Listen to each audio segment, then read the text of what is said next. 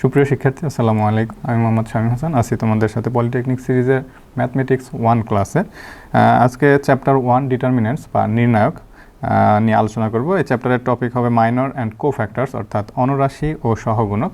এই বিষয়টা নিয়ে আলোচনা করব।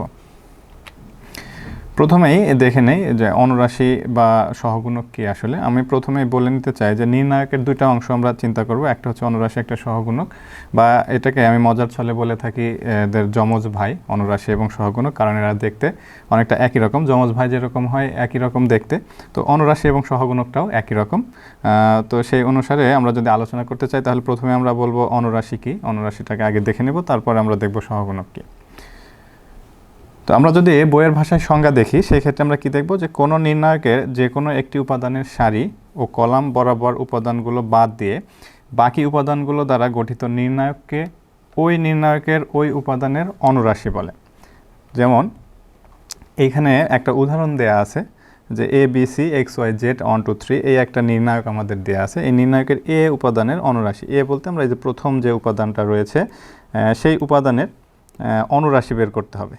এটা আচ্ছা, অনুরাশিটা আমি এখানে কি বলেছি যে কোনো নির্ণায়কের যে কোনো একটি উপাদান, অনুরাশি হয় যে কোনো একটা উপাদানের, এবং সেইটাও একটা নির্ণায়ক হবে, এবং যে নির্ণায়ক থেকে আমরা অনুরাশি বের করব সেই নির্ণায়কের চেয়ে ছোট একটা নির্ণায়ক হবে।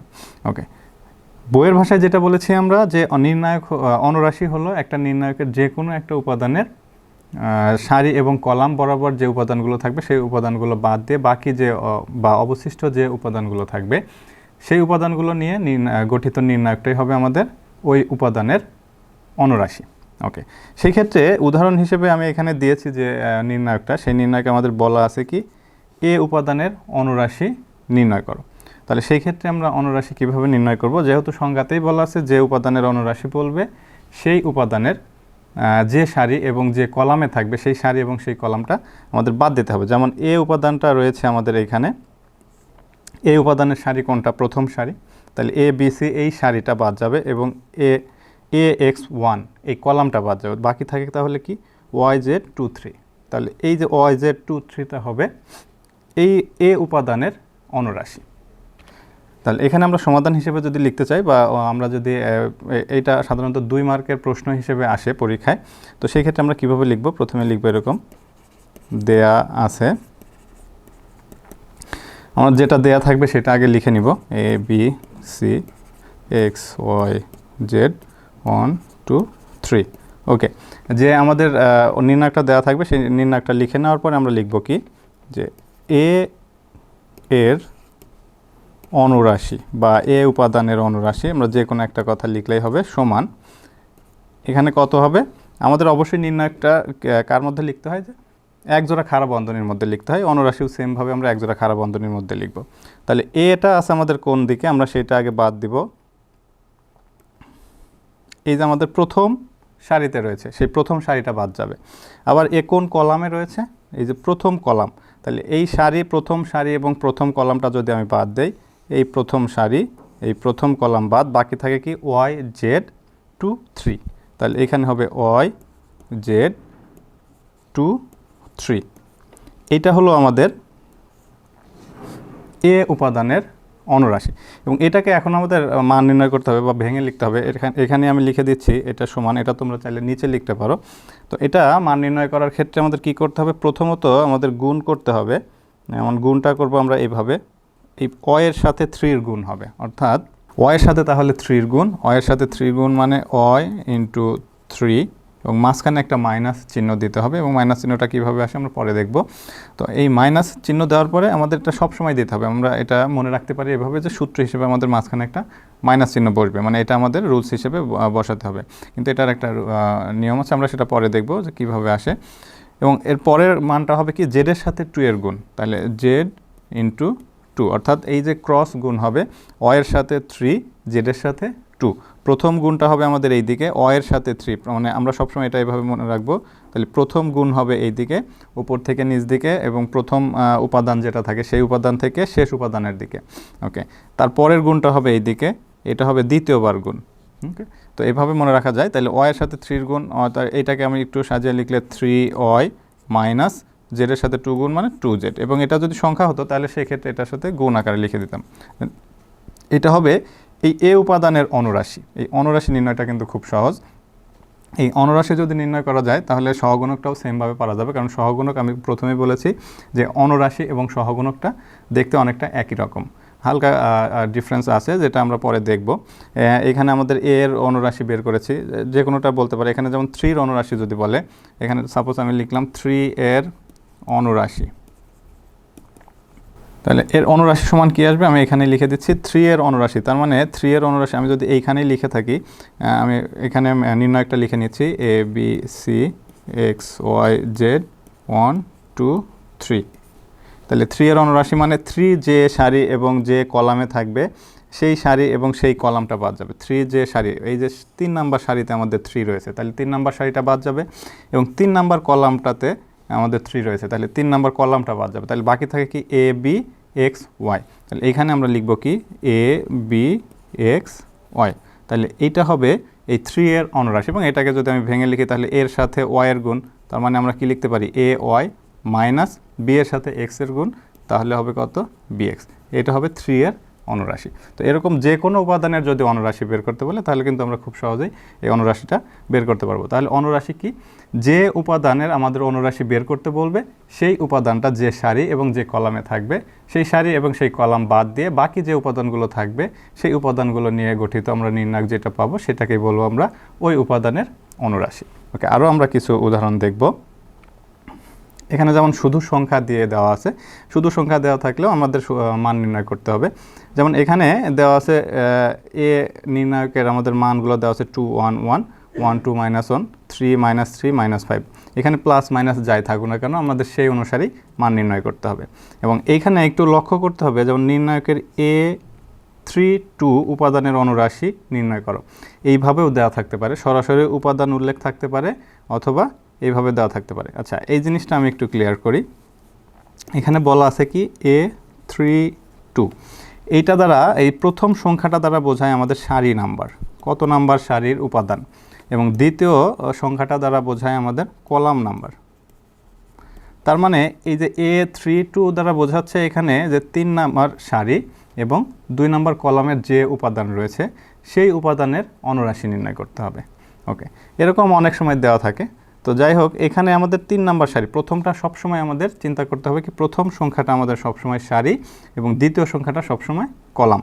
ওকে, এখানে 3 নাম্বার সারি বলতে আমরা কি বুঝবো, এই যে নিচের যে সারিটা রয়েছে সেটা, এবং 2 নাম্বার কলাম বলতে কি বুঝবো, এই যে 2 নাম্বার কলাম। তাহলে এদের কমন অংশ কত, -3। এখানে কিন্তু সরাসরি -3 বলে দিতে পারতো যে -3 এর অনুরাশি নির্ণয় করো, তা না বলে এখানে আমাদের বলে দিয়েছে কি এ 3 2। এ 3 2 মানে এইভাবে আমরা বুঝতে পারবো যে 3 নাম্বার সারি এবং 2 নাম্বার কলামে যার অবস্থান সেই উপাদানের আমাদের অনুরাশি নির্ণয় করতে হবে। ওকে, তাহলে এইখানে আমাদের -3, তার মানে আমরা খুব সহজেই বুঝতে পারলাম যে এখানে আমাদের -3 এর অনুরাশি নির্ণয় করতে হবে। তাহলে এখানে আমরা কিভাবে লিখব, যে আগে দেয়া আছে লিখে নিব। এই সমান এখানে দেওয়া আছে 2 1 1 1 2 -2 3 -3 -5। ওকে, তাহলে এটা দেওয়া আছে। এই যে আমাদের কি বললাম 3 নাম্বার সারি এবং 2 নাম্বার কলামে যে আছে, তার মানে কমন আছে আমাদের কোনটা, কমন আছে আমাদের এখানে এই যে -3টা, তার মানে -3 এর সহগুণক অনুরাশি নির্ণয় করতে হবে। তাহলে এখানে আমরা কি লিখতে পারি, যে এ 3 2 বা -3 এর অনুরাশি, এইটা সমান আমাদের কি আসবে, এখানে আসবে কি, এখানে আমরা কিন্তু খুব সহজেই বুঝতে পারছি এখানে এই -3 এর যে সারিতে অবস্থিত এবং যে কলামে অবস্থিত সেই সারি এবং সেই কলামটা বাদ দিলে বাকি উপাদান থাকে কি আমাদের 2 1 1 -2। তাহলে এইটা হবে আমাদের -3 এর অনুরাশি অথবা এ 3 2 যে উপাদান অবস্থিত সেই উপাদানে অনুরাশি। এইটাকে আমরা সহজভাবে এখানে আমরা এর হিসেবটা করে নিব। তাহলে প্রথম কাজ কি, আমাদের প্রথম উপাদান থেকে শেষ উপাদান পর্যন্ত আড়াআড়ি গুণ করে দেবো, অর্থাৎ 2 এর সাথে -2 এর গুণ।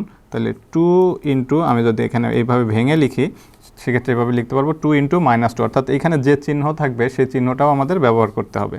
মাঝখানে একটা সূত্র, আমরা যে মাইনাস চিহ্ন নিব সেই মাইনাসটা এখানে দিয়ে দেবো আগে, তারপর 1 এর সাথে 1 এর গুণ, তার মানে এটাকে আমরা লিখতে পারি কত, -2 ইন্টু 2 মানে কত -4, মাঝখানে মাইনাস, 1 × 1 মানে 1, তার মানে এটার মান আসতেছে -5, অর্থাৎ -4 -1 মানে কত, -5। এটা হবে এই যে A32 উপাদানের অনুরাশি। ঠিক আছে, এবার পরবর্তী যে উদাহরণটা রয়েছে সেটা দেখব। ওকে, এই প্রশ্নটা খুবই গুরুত্বপূর্ণ এবং এটা অতি সংক্ষিপ্ত প্রশ্ন হিসেবেই প্রায় আসে। নির্ণায়কের অনুরাশি এবং সহগুণক নির্ণয় করার ক্ষেত্রে যে প্রশ্নটা বেশি আসে সেটা হলো এই উদাহরণটা আমাদের সবচেয়ে বেশি আসে। ওকে, এখানে দেওয়া আছে A1 B1 C1, A2 B2 C2, A3 B3 C3। আচ্ছা, এই সংখ্যাগুলো দ্বারা আসলে এই যে উপাদানগুলো রয়েছে এই উপাদানগুলোকে আলাদা আলাদা যে উপাদান সেই উপাদানগুলো বোঝাচ্ছে। তো এখানে এই সংখ্যাগুলো কিন্তু ব্যবহার করতে হবে। তো এখানে দেওয়া আছে কত, A3 উপাদানের অনুরাশি নির্ণয় করতে হবে। ওকে, A3 এর অনুরাশি, তার মানে A3 কোনটা আমাদের, এইটা। তাহলে আগে দেয়া আছে আমাদের যেটা, এটা লিখতে হবে A1 B1 C1, A2 B2 C2, A3 B3 C3। ওকে, তাহলে এটা লেখার পরে এখন আমাদের কি করতে হবে, A3 এর অনুরাশি নির্ণয় করতে হবে। আমি এখানে লিখে নিচ্ছি A3 এর অনুরাশি সমান, তাহলে A3টা কোথায় আছে, এই যে A3টা রয়েছে আমাদের 3 নাম্বার সারিতে, তাহলে 3 নাম্বার সারি বাদ। ওকে, এবার কোন কলামে রয়েছে, প্রথম কলাম, তাহলে প্রথম কলামটাও বাদ, এই 3 নাম্বার সারি 1 নাম্বার কলাম এটা বাদ, বাকি থাকে কি B1, এখানে থাকতেছে তাহলে B1 C1 B2 C2। ওকে, তাহলে এই অংশ বের করার পরে আমাদের কাজ হবে কি, প্রথম কাজ হবে আড়াআড়ি গুণ, অর্থাৎ B1 এর সাথে C2 এর গুণ। আমি এটাকে এখন শর্টকাটে লিখে দিচ্ছি, তার মানে এটাকে গুণ করলে কত হবে, B1 C2 মাইনাস C1 এর সাথে B2 যদি গুণ করি তার মানে C1 B2। এটা হবে এই প্রশ্নের উত্তর। এইখানে আমাদের যে কোনো উপাদানের অনুরাশি বের করতে বলতে পারে, এখানে যেহেতু আমি A3 বলেছে তাই A3-র মানটা বের করলাম। এখানে B2 C2 C1 B1 এগুলো যে কোনো উপাদানের আমাদের কিন্তু অনুরাশি বের করতে বলতে পারে। ওকে, তাহলে তোমাদের জন্য একটা হোমওয়ার্ক থাকবে, সেই হোমওয়ার্কটা হবে যে এই যে আমি যে উদাহরণটা এখন করলাম সেই উদাহরণের প্রতিটি উপাদানের অনুরাশি নির্ণয় করতে হবে। তোমাদের এটা হোমওয়ার্ক হিসেবে থাকবে, যেমন এখানে A1 এর জন্য অনুরাশি নির্ণয় করবা, B1 এর জন্য করবে, C1 এর জন্য, এভাবে এখানে টোটাল 9টা উপাদান রয়েছে, তাহলে 9টা উপাদানের জন্যই অনুরাশি বের করে দেখবা যে এর মানগুলো কেমন আসে। তো আজকের মতো এ পর্যন্তই, আগামীর ক্লাসে আমন্ত্রণ জানিয়ে এখানে শেষ করছি। ধন্যবাদ সবাইকে।